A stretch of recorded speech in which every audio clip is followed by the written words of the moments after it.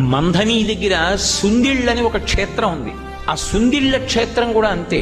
నరసింహస్వామి, యోగ నరసింహస్వామి. అసలు ఆ క్షేత్రానికి బయలుదేరితే బాహ్యాంతర శౌచములు లేకపోతే అసలు ఆ ఊరికి వెళ్ళనివ్వడు. దారి తప్పిపోతుంది కారు, ఇంకోవైపుకి వెళ్ళిపోతుంది. ఆ ఊళ్ళో ఉన్న వాళ్ళు కూడా తీసుకెళ్లలేరు. నాతో స్వయంగా అక్కడ వేద పండితులు చెప్పారు, ఆ ఊరు వెళ్ళలేము, దారి మర్చిపోయి ఎటో వెళ్ళిపోతుంది కారు. ఒకవేళ వెళ్ళినా ఆ దేవాలయం రాజద్వారం దాటి అడుగు లోపలికి పెట్టలేరుట, స్పృహ తప్పి పడిపోతారు. ఆయన అనుగ్రహము ఉంటేనే లోపలికి వెళ్ళడం. నేను ఆ క్షేత్రానికి వెడతాను అని అడిగినప్పుడు కూడా నన్ను తీసుకెళ్లినటువంటి వేద పండితుడు ఏం చెప్పారంటే, అయ్యా ఇత పూర్వం ఒకసారి నేను ఒకళ్ళని తీసుకెళ్లబోయి దారి తప్పిపోయాను, నాకే గుర్తులేదు ఆ ఊరేమిటో. ఆ ఊరికి ఆ ప్రభావం ఉందండి.